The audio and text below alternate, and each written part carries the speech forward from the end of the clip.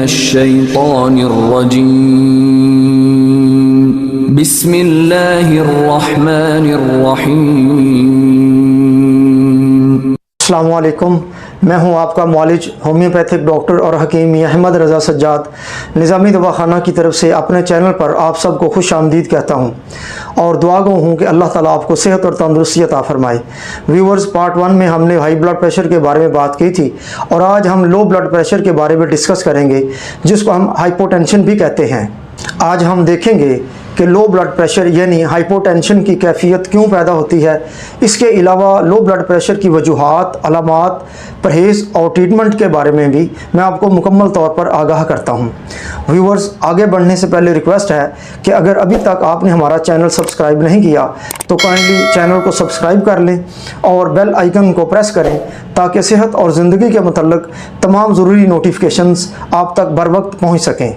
ناظرین، تفصیل میں جانے سے پہلے میں عرض کرنا چاہتا ہوں کہ عموماً 120/80 کو نارمل بلڈ پریشر تصور کیا جاتا ہے، لیکن اگر کسی وجہ سے ایک جوان شخص کا بلڈ پریشر 90/60 سے کم ہو جائے تو اس کنڈیشن اور پوزیشن کو ہم لو بلڈ پریشر یا ہائپوٹینشن کہتے ہیں۔ Low blood pressure itself کوئی عارضہ یا بیماری نہیں ہے، بلکہ لو بلڈ پریشر کی کیفیت مختلف بیماریوں کی وجہ سے پیدا ہوتی ہے۔ بیماریوں کے علاوہ ہمارا خراب طرز زندگی اور سوچنے کا انداز بھی لو بلڈ پریشر کی کیفیت کو پیدا کرنے کا ذمہ دار ہوتا ہے۔ ناظرین، آئیے اب میں آپ کو لو بلڈ پریشر کی وجوہات کے بارے میں عرض کرتا ہوں۔ ہم دیکھتے ہیں کہ what are the reasons and causes of low blood pressure. Low blood pressure کی وجوہات میں ہارٹ پرابلمز، CKD یعنی chronic kidney diseases, diabetes, adrenal glands یا تھائرائیڈ گلینڈز کی خرابی لو بلڈ پریشر کا سبب بن سکتی ہے۔ اس کے علاوہ چند ایک دوائیوں کا استعمال بھی لو بلڈ پریشر کا مسئلہ پیدا کرتا ہے۔ خدا نخواستہ کسی حادثہ یا چوٹ کی وجہ سے خون کے ضائع ہونے پر بھی لو بلڈ پریشر کی کیفیت پیدا ہو سکتی ہے۔ اس کے علاوہ جسم میں پانی کی کمی یعنی ڈی ہائیڈریشن، غذائی قلت اور شدید صدمہ یعنی ایکیوٹ شاک بھی بلڈ پریشر کو لو کرنے کی وجہ بنتے ہیں۔ ناظرین، جہاں تک لو بلڈ پریشر کی علامات کا تعلق ہے یعنی سمپٹمز اینڈ سنڈرومز کا تعلق ہے تو اس میں غنودگی کا ہونا، دھندلاپن یا آنکھوں کے آگے اندھیرا چھا جانا، دل کی دھڑکن کا تیز ہو جانا، دل خراب ہونا یا جی کا متلانا، نکاہت اور تھکاوٹ کا احساس، سکن یا جلد کا ڈھیلا پن، جسم کا ٹھنڈا ہو جانا، اسپیشلی ہاتھ اور پیر ٹھنڈے ہو جانا لو بلڈ پریشر کی میجر سمپٹمز ہیں۔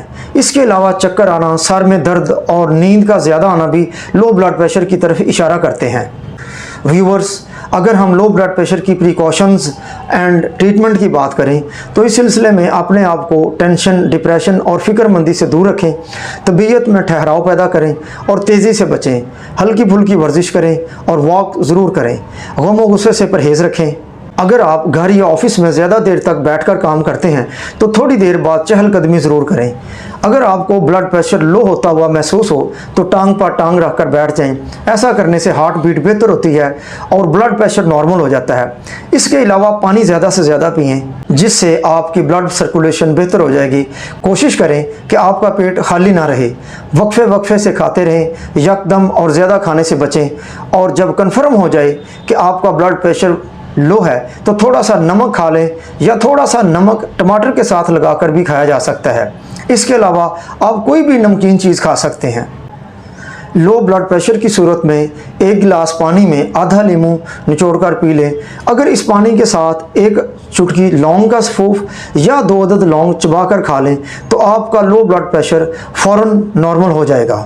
ویورز، آئی ہوپ کہ میری گفتگو سے آپ کو بلڈ پریشر کو نارمل رکھنے میں کافی حد تک ہیلپ ملے گی اور آپ خوش و خرم زندگی گزار سکیں گے۔